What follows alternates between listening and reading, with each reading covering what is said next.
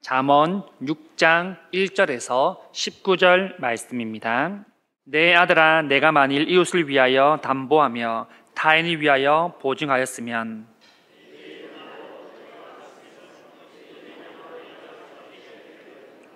내 아들아, 내가 내 이웃의 손에 빠졌은즉 이같이 하라. 너는 곧 가서 겸손히 내 이웃에게 간구하여 스스로 구원하되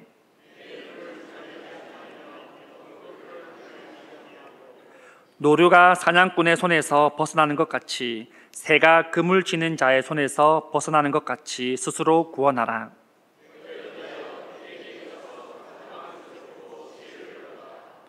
계미는 두령도 없고 감독자도 없고 통치자도 없으되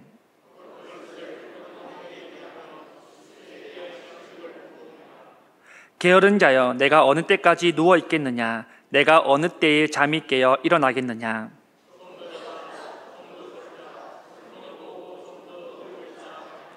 내 빈궁이 강도같이 오며 내 곰핍이 군사같이 이르리라. 눈짓을 하며 발로 뜻을 보이며 손가락질을 하며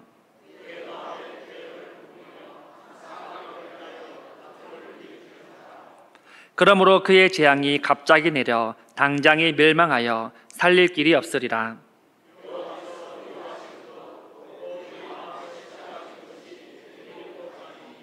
곧 교만한 눈과 거짓된 혀와 무죄한 자의 피를 흘리는 손과 같이 합니다. 거짓을 말하는 망령된 증인과 및 형제 사이를 이간하는 자이니라. 아멘. 네, 지난 시간에는 지혜자가 경계해야 할 첫 사례로 마지막으로 저희가 잠언 5장에서 성적인 유혹에 대해서 우리가 함께 살펴보았는데요.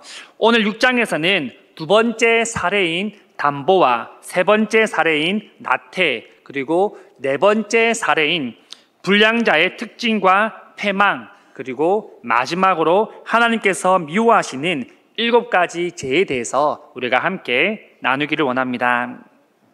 먼저 1절 말씀입니다. 내 아들아, 내가 만일 이웃을 위하여 담보하며 타인을 위하여서 보증하였으면. 솔로몬은 지혜자가 경계해야 할 두 번째 사례로 담보 행위에 대해서 말하고 있는데요. 이 담보 행위는 무책임한 담보 행위를 뜻합니다. 제대로 알아보지 않고 그냥 담보를 서는 경우죠. 많은 사람들이 이렇게 담보를 서는 일에 있어서 그 사람의 갚을 능력이나 그 사람의 형편이나 또는 여러 부분들에 대하여서 신중하게 고민하지 않고 설 때가 많이 있다라는 것입니다. 이를 무책임한 담보 행위라고 그렇게 말합니다. 또한 이 담보한다는 것은 성경에 직역을 하면 너는 너의 손들을 쳤다라는 그런 뜻인데요. 이 고대 사회에서는 당시에 보증을 할 때 보증인이 피보증인의 손을 치면서 그렇게 담보가 성립이 되었다라고 말합니다. 그런데 고대 사회뿐 아니라 오늘날에도 담보에 대한 이슈는 늘 있는 것 같습니다. 그리고 뉴스나 대중매체를 통하여서 담보 사기나 또는 이 담보에 얽힌 이야기들을 우리는 자주 들을 수 있습니다. A씨라는 사람이 급전이 필요해서 대부업체로부터 500만 원을 빌리게 되었습니다. 그때 지인들의 연락처를 담보로 그렇게 돈을 빌리게 되는데요. 왜냐하면 이 잠수를 타거나 또는 돈을 갚지 않으면 그 사람이 아닌 대신 지인들을 협박하기 위해 그렇게 한다고 합니다. 그 위에 이자가 2천만 원까지 불어나고 그 이자를 갚지 못하자 역시나 지인들에게 협박 문자를 보내거나 SNS에 이 지인들의 사진과 개인 정보를 유포하기 시작합니다. 또 하나의 대표적인 사건은 친구의 사업 자금으로 인하여서 보증을 서는 경우가 많은데요. 친구가 카페에 동업을 하자면서 친구에게 대출을 받아달라고 말했습니다. 하지만 그 카페가 실패하고 그 친구는 잠적하게 됩니다. 그러다 보니까 대출을 빌려준 그 사람이 3,500만 원 이상의 대출 금액을 갚아야 되는 그런 경우도 흔히 우리는 찾아볼 수 있습니다. 결국은 가족까지 피해를 입게 되는 경우가 생기고 가정에 불화가 생기게 된다는 것입니다. 이러한 보증이 위험하다는 것은 이 당시에 솔로몬도 너무나도 잘 알고 있었습니다. 솔로몬은 2절에 보시면 이렇게 말합니다. 내 입의 말로 내가 얽혔으며 내 입의 말로 인하여 잡히게 되었느니라. 스스로가 얽히게 되었고 스스로가 잡히게 되었다라고 그렇게 표현합니다. 사실 이 고대 사회에서도 이런 일들이 빈번하게 일어났다는 것을 잘 보여주고 있습니다. 잘못된 보증으로 인하여서 전 재산이 압류되거나 또는 종으로 팔리는 경우들이 이 당시에도 너무나 많이 있었습니다.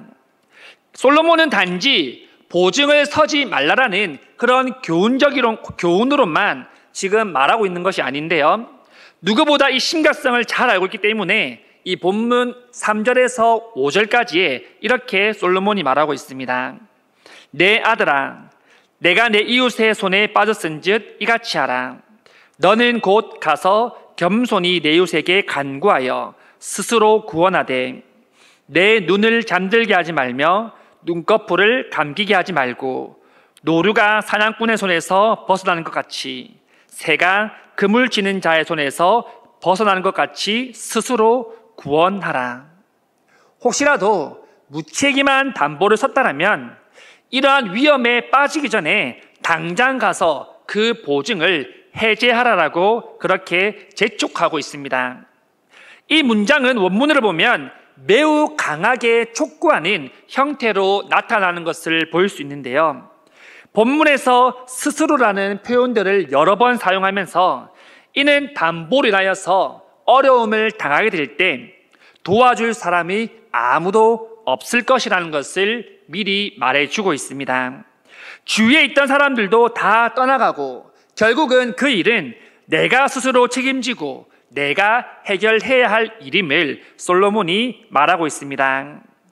또한 솔로몬은 지금 어느 때인데 내가 지금 잠을 자고 있냐, 눈꺼풀이 감기냐, 어떠한 노력을 해서라도 지금 당장 이 문제에서 벗어나야 한다라고 강력하게 말하고 있습니다.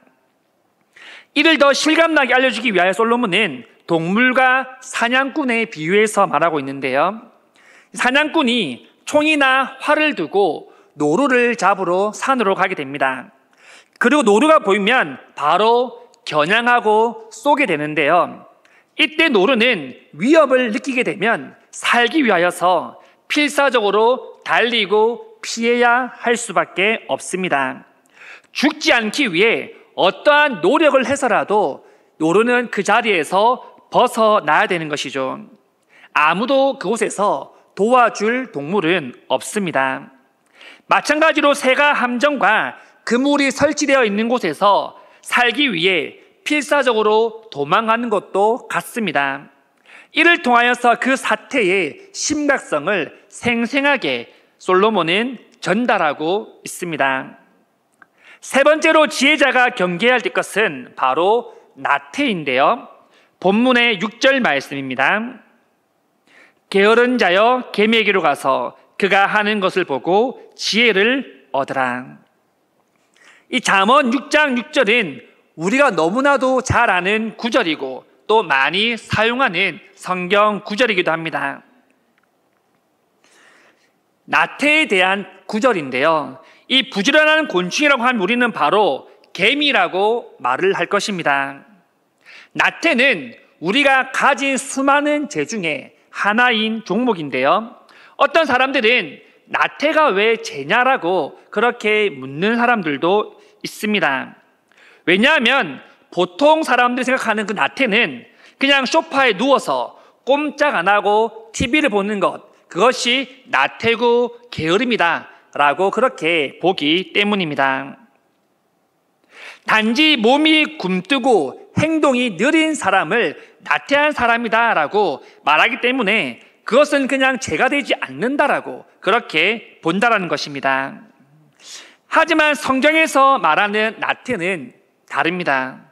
나태는 다른 죄와 다르게 행하는 죄가 아니라 행하지 않는 죄에 속하는 죄입니다. 즉 마땅히 해야 할 일을 하지 않는 것이죠. 이 나태의 대표적인 특징은 바로 우울함과 지루함인데요. 어떤 일을 해도 즐겁지 않습니다. 하나님을 믿어도 기쁘지 않고 하나님 만드신 아름다운 세상을 보아도 아무 감동이 없습니다. 또 하나의 특징은 미루기인데요. 마땅히 해야 할 일을 계속해서 뒤로 미루는 겁니다. 물론 오늘 할 일을 내일로 미루면 오늘은 편하지만 내일은 2배의 일들을 감당해야 됩니다. 이러한 나태는 심각해지면 나중에는 회개해야 함에도 회개를 계속해서 뒤로 미루게 되는 큰 죄로 성장하게 되어집니다. 마태복음 25장에는 이 열처녀의 비유가 등장하는데요. 신랑을 맞이하기 위하여서 열처녀가 나옵니다. 하지만 슬기로운 5처녀는 등불과 기름을 준비했지만 미련한 5명의 처녀는 여유분의 기름을 준비하지 않았습니다. 나중에 필요하면 사러 가면 되지라는 그런 마인드인 거죠. 결국 여유분의 기름을 준비하지 못하여서 신랑이 갑자기 왔을 때 신랑을 맞이하지 못하고 그 잔치 자리에 참여하지도 못하는 것을 우리는 너무나도 잘 알고 있습니다.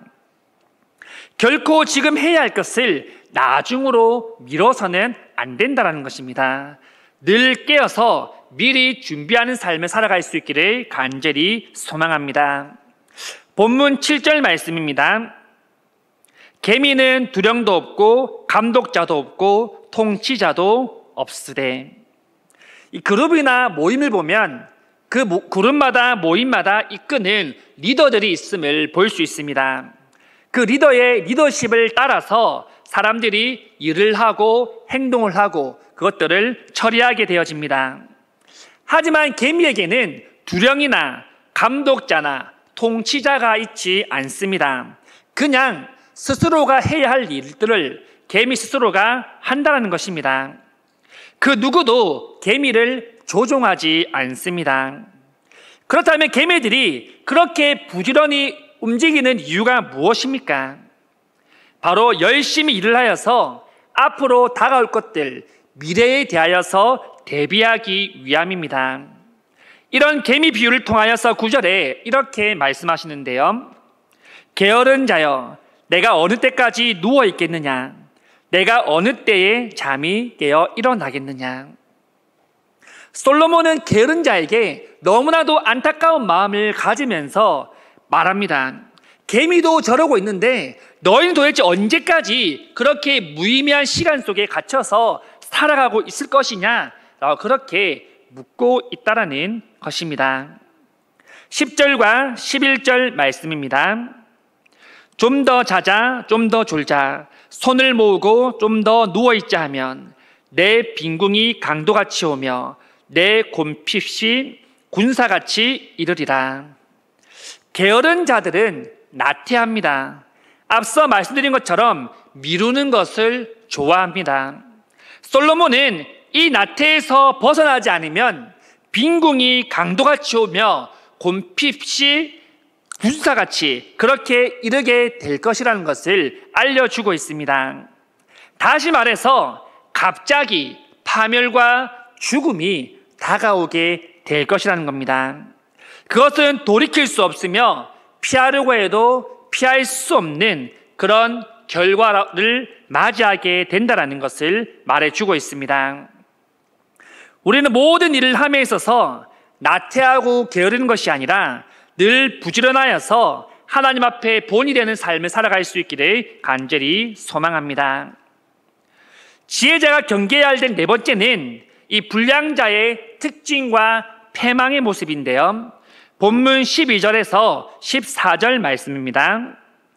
불량하고 악한 자는 구부러진 말을 하고 다니며 눈짓을 하며 발로 뜻을 보이며 손가락질을 하며 그의 마음에 패역을 품으며 항상 악을 꾀하여 다툼을 일으키는 자라.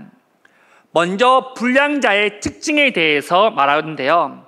불량자의 특징 첫 번째는 거짓 입술을 가진 자라고 말하고 있습니다. 즉 거짓말을 하거나 또는 잘못된 말을 하거나 또는 말을 왜곡하거나 자기의 타인에게 상처를 주는 말을 하는 사람들을 뜻합니다. 어떤 선생님이 성경 공부 시간에 다음 주는 마가복음 17장을 읽어오세요라고 아이들에게 말합니다. 그리고 다음 주가 되어서 선생님들이 아이들에게 자, 마가복음 17장 읽은 사람을 손들어 보세요 하면 대부분 아이들이 다 손을 들었다고 합니다. 하지만 마가복음은 16장밖에 없습니다. 이런 단순한 예는 우리가 얼마나 진실을 쉽게 왜곡하며 살아가고 있는지를 잘 보여주는 예입니다. 또한 거짓말을 하는 자는 반드시 부끄러움을 당하게 될 것이라는 것을 보여주고 있다는 것입니다. 두 번째는 거짓된 행동을 하는 자인데요. 이 악한 자들이 속임수를 쓰거나 또는 이 현장에 가서 악한 일을 할 때 다른 사람이 알지 못하게 서로 눈짓이나 또는 몸짓 또는 여러 신호를 통하여서 그렇게 주고받는다라고 합니다. 이 불량자들은 하나님 주신 그 신체의 일부를 악한 곳에 사용하는 자들이라는 것을 알려주고 있습니다. 스코펫이라는 정신과 의사가 이런 악한 사람들의 특징을 분석했는데요. 이런 사람들의 특징은 먼저 자신의 행동을 인정하지 않는다라고 말합니다. 오히려 남에게 그 책임을 전가하는 것이죠. 서로 눈짓이나 몸동작으로 신호를 보내다가 누군가에게 걸리게 됩니다. 그러면 나쁜 일을 하려고 했던 그 죄를 반성하는 것이 아니라 오히려 걸린 사람 탓을 한다라는 것입니다. 또한 이러한 사람들은 스스로 거짓 프레임을 씌운다고 합니다. 스스로 진실을 왜곡시켜서 내가 하고 있는 이것은 죄가 아니야, 다른 사람도 하는 거야 라고 하면서 죄가 아니도록 그렇게 스스로 인식을 하게 됩니다. 세 번째는 마음으로 악을 꾀하는 자인데요. 이 불량자들은 마음속으로 미리 악한 계획들을 다 잡아놓습니다. 어떤 일을 할지 생각하고 그리고 그 일들을 하나씩 계획하게 되는데요. 그렇기 때문에 이 악한 모든 것은 다 마음에서부터 출발한다라고 솔로몬이 말하고 있습니다. 창세기 8장에는 이 노아의 홍수에 대한 이야기가 나오는데요.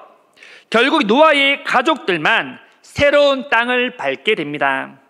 이때 21절 후반절에 하나님께서 노아에게 이렇게 말씀하시는데요.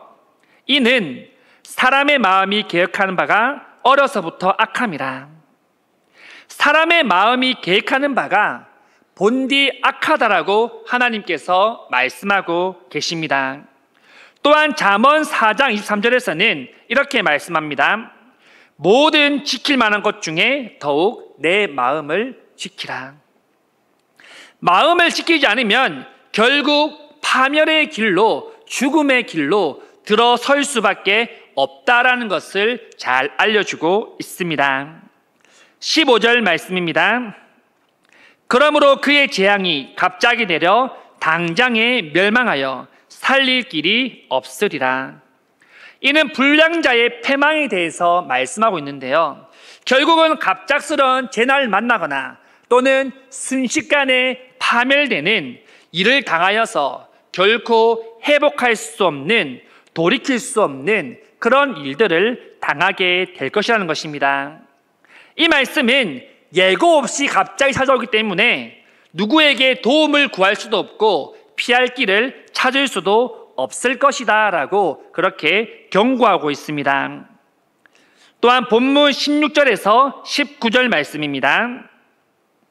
여호와께서 미워하시는 것 곧 그의 마음에 싫어하시는 것이 17가지이니 곧 교만한 눈과 거짓된 혀와 무죄한 자의 피를 흘리는 손과 악한 계교를 꾀하는 마음과 빨리 악으로 달려가는 발과 거짓을 말하는 망령된 증인과 및 형제 사이를 이간하는 자이니라. 하나님께서 미워하는 것이 17 있다라고 말씀하는데요. 그 첫 번째는 교만한 눈이며, 두 번째는 거짓된 혀, 세 번째는 무죄한 자의 피를 흘리는 손, 네 번째는 악한 계교를 꾀하는 마음, 다섯 번째는 빨리 악으로 달려가는 발, 여섯 번째는 위증, 마지막 일곱 번째는 형제 사이를 이간하는 자라고 말씀하고 있습니다. 이 17이라는 뜻은 우리가 잘 알다시피 6개 또는 7개를 뜻합니다. 그런데 이러한 표현은 이 히브리 문학에서 자주 사용이 되어지는데요. 이것은 강조의 효과를 보낼 때 그렇게 사용합니다. 단순히 6개가 아니라 이 7가지가 정말 하나님께서 싫어하시는 죄다라는 것을 강조해서 솔로몬이 말하고 있습니다. 먼저 교만한 눈입니다. 하나님께서 가장 먼저 미워하시는 것은 교만한 눈이라고 말씀하시는데요. 사실 눈만 보면 여러분 우리는 그 사람을 알 수 있습니다. 저 사람이 얼마나 교만한 사람인지, 저 사람이 어떤 생각을 가지고 있는 것인지, 저 사람의 눈빛이 어떤 눈빛인지 우리는 단번에 알 수 있습니다. 하나님께서 우리에게 왜 눈을 주셨을까요?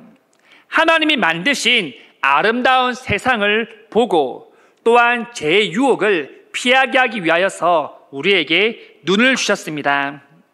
우리는 하나님 주신 그 눈을 주신 목적에 따라서 우리는 사용해야 될 줄 믿습니다. 두 번째는 거짓된 혀인데요. 이 말이라는 것은 창이 될 수도 있고 때로는 방패가 될 수도 있습니다. 창이 되면 누군가를 찌르게 될 것이고요. 방패가 되면 누군가를 도우거나 또는 스스로를 방어하게 됩니다. 거짓된 말을 하게 하는 것은 바로 누굽니까? 사탄입니다. 우리가 얼마 전 새벽기도 큐티로 이 열왕기상을 봤었는데요. 열왕기상에서 아합은 이 길르앗 라못을 빼앗기 위하여서 전쟁을 준비하게 됩니다. 이때 예언자 400명에게 물었는데요. 예언자들은 모두 다 전쟁에 나가라고 그렇게 예언합니다. 하지만 미가야 선지자 혼자만 하나님의 뜻이 아니라고 그렇게 말합니다. 왜 같은 선지자들인데 이들의 말이 달랐습니까? 바로 사탄이 그렇게 말하게 했기 때문입니다. 물론 그 사탄의 거짓과 입술도 하나님의 허용 안에서만 가능한 일입니다. 사탄은 거짓 고백을 하게 만듭니다. 진실을 왜곡시키게 만듭니다. 그래서 믿는 자들까지 실족해 만드는 것이 바로 사탄의 계략입니다. 세 번째는 무죄한 자의 피를 흘리는 손인데요. 이것은 단지 누군가를 죽이는 것만에 해당하지 않습니다. 누군가에게 상처를 주는 것 또는 명예를 훼손하는 것도 여기에 다 포함이 됩니다. 요즘은 직접 대면하지 않더라도 이 악플이라는 것을 통하여서 누군가의 명예를 훼손시키고 상처를 주는 사람들이 많이 있습니다. 흔히 그들을 요즘 말로 키보드 워리어라고 부르는데요. 아무것도 아닌 것 같지만 이런 일들을 통하여서 상처받고 목숨을 끊어버린 일들이 비일비재하게 일어나고 있습니다. 우리의 손은 선을 행하며 하나님의 예배하는 손이 다 될 수 있기를 간절히 소망합니다. 네 번째는 악한 계교를 꾀하는 마음인데요. 사람은 겉과 속이 다르다라는 그런 말들을 우리는 참 많이 하지 않습니까? 겉으로 보기에는 정말 정직해 보이고 정말 착해 보이지만 속을 보면 누군가를 시기하고 있고 음모를 꾸미고 있는 이중적인 마음과 그런 태도를 가진 사람들이 많습니다. 바로 바리새인들이 그러하지 않았습니까? 바리새인들은 겉으로는 율법을 열심히 지킨 사람들로 보입니다. 하지만 속으로는 어떻게 하면 예수님을 죽일 수 있을까라는 그런 음모와 계획을 품고 있었습니다. 다섯 번째는 빨리 악으로 달려가는 발입니다. 이는 악을 행하는데 주저함 없이 달려가는 것을 말합니다. 수단과 방법을 가리지 않고 먼저 행동에 나서는 것, 그것이 죄인지 아닌지 보지 않고 무조건 나서는 바를 의미합니다. 여섯 번째는 위증입니다. 위증이라는 것은 거짓으로 증명한다라는 말인데요.